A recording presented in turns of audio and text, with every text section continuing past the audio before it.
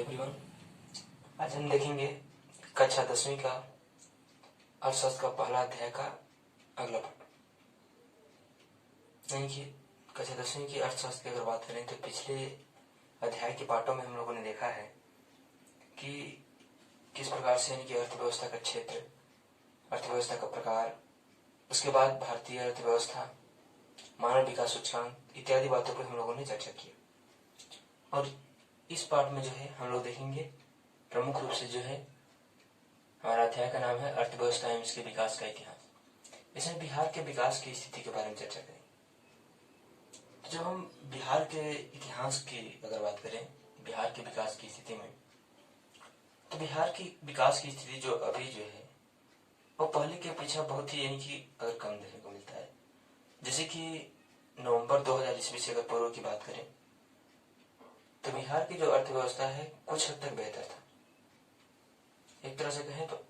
अर्थव्यवस्था जो था इसका बढ़िया सा। इसके पीछे कारण यह था कि उस समय जो था जब झारखंड बिहार से जुड़ा हुआ था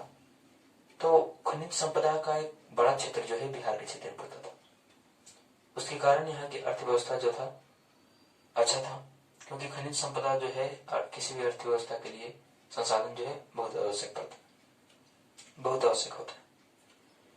तो बिहार में अगर बात करें विकास की स्थिति की,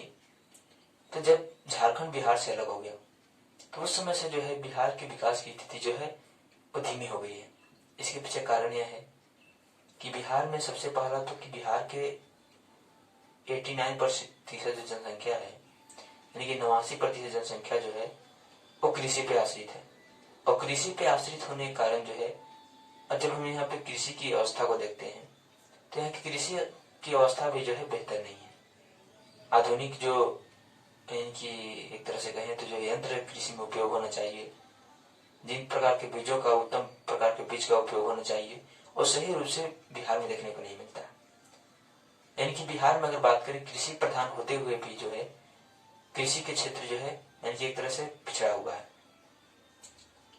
इस प्रकार से जो यहाँ की जो है स्थिति देखने को मिलता है।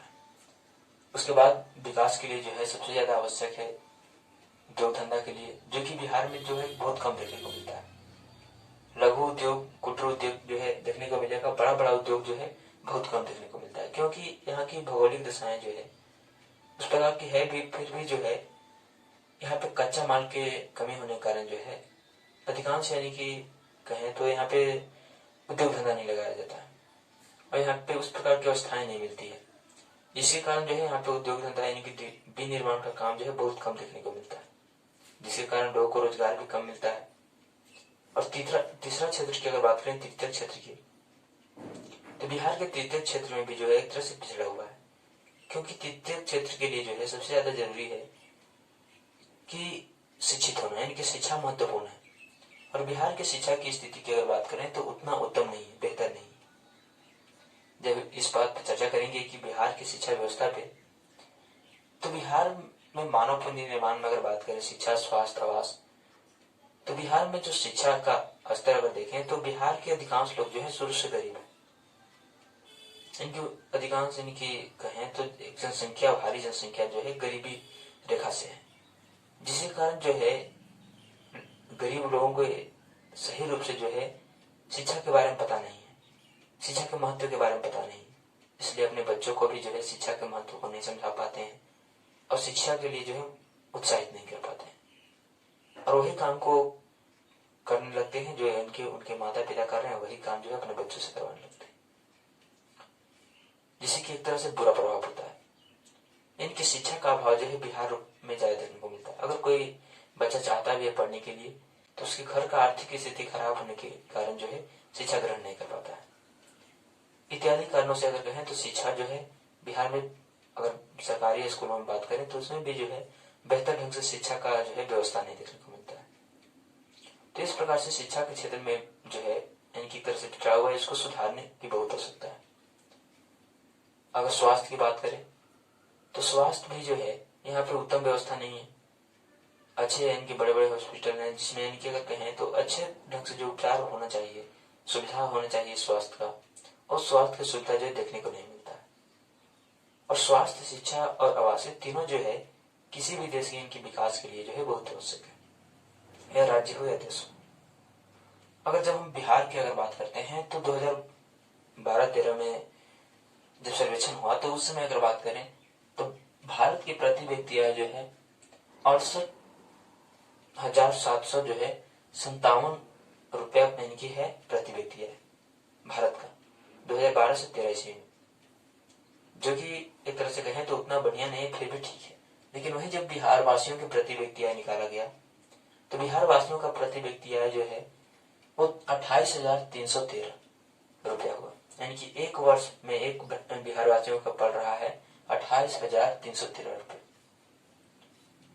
जो कि अगर कहें तो अगर कोई व्यक्ति खर्च करता है अपने जीवन में, दैनिक जीवन में, तो उससे कुछ ही पैसा बच पाएगा उसको। क्योंकि निश्चित रूप से हम लोग अगर बात करें तो एक व्यक्ति को कितना भी कम अगर कहें तो 1-1,500 रुपये एक महीने में खर्च हो जाता होगा, अगर सही मायने में अगर खर्च करे तो इस प्रकार से जो है बचत बहुत कम देखने को मिलता है, जिसके कारण आर्थिक स्थिति पर प्रभाव पड़ता है, विकास पे प्रभाव पड़ता है, रोजगार की कमी होने के कारण और भी यानी कि कई लोग जो है बेरोजगार हैं। ये सब प्रभाव जो है बिहार के विकास में जो है बाधक की तरह से देख सकते हैं। सबसे बड़ा बिहार के विकास में एक बाधक ये भी है कि बिहार की जनसंख्या जो है बहुत अधिक है। जनसंख्या घनत्व से बात करें तो भारत में जो है सबसे पहला स्थान पे बिहार आता है जनसंख्या घनत्व की दृष्टि से। इस पर अगर चर्चा करेंगे तो यानी कि कहें तो एक वर्ग किलोमीटर क्षेत्र में कम से कम जो है 1108 यानी कि व्यक्ति जो बिहार में जो है निवास करते हैं। जैसे कि अगर देख लें तो 8.6% जनसंख्या जो पूरा भारत का है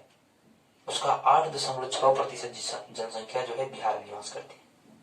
जो कि कुल भौगोलिक क्षेत्र का जितना हमारा भौगोलिक क्षेत्र है भारत का उसका मात्र 2.9% है। यानी कहें तो 3% भूमि पे कुल जनसंख्या का 10% जो जनसंख्या 8% जो जनसंख्या है वो निवास करती है।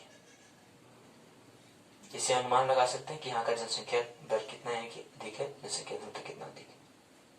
और इसका प्रभाव जो है प्रत्यक्ष रूप से विकास पर पड़ता है। तो ये हमारे जो है बिहार के विकास की स्थिति देखने को मिलता है। जब हम आगे चर्चा करते हैं तो पाएंगे कि देश अगर बिहार के विकास की संभावनाएं क्या है, तो बिहार के विकास के बारे में जब चर्चा करेंगे संभावनाओं के बारे में, तो सबसे पहले तो है कि बिहार के विकास को अगर हमको बढ़ाना है, संभावनाएं कई तरह की संभावनाएं, जैसे कि यहाँ पे जो है उद्योग धंधों को बढ़ावा देना चाहिए सरकार को, उसके साथ साथ मानव पूंजी निर्माण पर महत्वपूर्ण रूप से ध्यान देना चाहिए।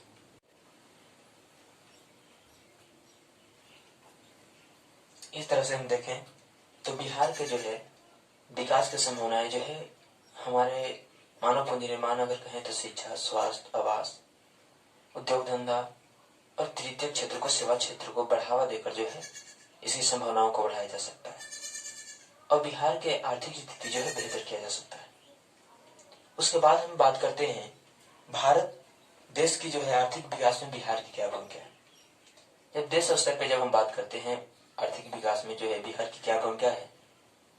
तो अगर प्राचीन काल से अगर बात करें, पहले इतिहास से अगर लेकर चले तो इतिहास में जो है आर्थिक विकास में देश भर के अगर कहें तो सबसे महत्वपूर्ण स्थान रखता था बिहार, जो कि पहले मगध के नाम से प्रचलित था। मगध का एक तरह से कहें तो पूरे भारत भर में महत्वपूर्ण स्थान था। शासन के क्षेत्र में कहें, आर्थिक सहयोग के क्षेत्र में कहें, महत्वपूर्ण स्थान हुआ करता था। इसके साथ साथ यहाँ पर विश्वविद्यालय था, जिसमें अगर कहें तो लगभग 10,000 छात्र यानी कि जो है चीन, ईरान, इराक इत्यादि अनेक विदेश से जो है आके यहाँ पे पढ़ते थे और 2,000 छात्र जो थे नालंदा विश्वविद्यालय में देखने को मिलते थे, जो कि एक तरह से कहें तो शिक्षा का केंद्र एक तरह से कहें तो बिहार को माना जाता था। उसके साथ साथ अगर बात करें तो बिहार के उस समय की जो है अनेक क्षेत्रों में जो है आर्थिक योगदान देश भर में बहुत ही महत्वपूर्ण रहता था। लेकिन जब यहाँ पे मुगल वंश के समय में, इनकी अगर बात करें मध्यकाल के समय में, तो मध्यकाल के समय में बिहार की स्थिति जो है कुछ दिनों तक माना जाता है कि कुछ यानी कि वर्षों तक जो है एकदम नग्न हो गया, मध्य हो गया। जिसके कारण इसका जो है देश में महत्वपूर्ण स्थान नहीं रहा। लेकिन वहीं जब बात करते हैं तो शेरशाह सूरी, जो कि मध्यकाल के ही कालीन सम्राट थे सासाराम के, तो उन्होंने जो है एक सड़क बनवाया था जो कि आज बहुत ही प्रचलित है, जिसका वो नाम रखे थे सड़क, यानी कि जो है सड़की आजम। इनकी एक महान सड़क बना जिसको आज ग्रैंड ट्रंक रोड के नाम से जाना जाता है, जो कि दिल्ली को कोलकाता से यानी कि जोड़ने का काम करता है, जो औरंगाबाद से होकर जो है गुजरी हुई। तो इस प्रकार से अगर बात करें तो पहले के यानी कि समय में जो है बिहार का एक महत्वपूर्ण स्थान हुआ करता था भारतीय अर्थव्यवस्था के विकास में। लेकिन उसके बाद की अगर बात करें तो धीरे धीरे इसका योगदान घटता गया। सबसे महत्वपूर्ण स्थान जब देखेंगे, जब झारखंड बिहार से अलग हो गया, जब झारखंड बिहार से अलग हुआ तो उस समय जो है खनिज संपदा का एक बड़ा भूखंड जो था बिहार से अलग हो गया, जिसके कारण बिहार की स्थिति जो है दयनीय होने लगा। और आज अगर हम बात करें इस पर, तो बिहार के विकास की स्थिति दर जो है वो बहुत धीमी है, क्योंकि यहाँ पे सबसे बड़ा कारण है कि बिहार की जनसंख्या बहुत अधिक है। उसके साथ साथ यहाँ का कृषि स्तर जो है बढ़िया नहीं है, शिक्षा का व्यवस्था अच्छा नहीं है, स्वास्थ्य की सुविधा अच्छा नहीं है, इत्यादि यानी कई कारण है जिसके कारण जो है आज बिहार की जो है उसके साथ उद्योग धंधा कम देखने को मिलता है। इन सभी कारणों पर अगर चर्चा करें, जिसके कारण जो है बिहार की आर्थिक यानी कि विकास की दर कहें तो बहुत धीमी है। उसके साथ ही अगर बात करते हैं आर्थिक स्थिति के बारे में, तो आर्थिक स्थिति भारत भर में, देश भर में जो है बहुत ही कमजोर है। इसकी पता जो है हमें प्रति व्यक्ति आय से पता चलता है, क्योंकि देश में जो है 68,757 रुपये प्रति व्यक्ति आय जो है एक व्यक्ति का है। लेकिन वहीं बिहार में अगर चर्चा करें तो 28,300 जो है 13 रुपये यानी कि जो है प्रति व्यक्ति आय है, जो कि देश के अपेक्षा बहुत कम है। कैसे कोई अगर परिवार में अगर काम कर रहा है तो कोई ज्यादा कमाता है, बहुत ज्यादा, और वही परिवार में एक और व्यक्ति भी रह रहा है, खा पी रहा है बराबर से, लेकिन कम कमाता है, तो उसका महत्व जो है कम समझा जाता है कि वो बहुत कम पैसा कमा रहा है, उसका जो है कम पैसा दे रहा है। तो इस प्रकार से जो है स्थिति बिहार की देखने को मिलता है। तो आज हमारा जो है अर्थशास्त्र का जो है ये अंतिम पाठ था। अर्थशास्त्र का जो है पाठ समाप्त हुआ पहला अध्याय का। अगर कोई यानी कि पॉइंट छूट गया हो तो उसको कमेंट में लिखिए, उसके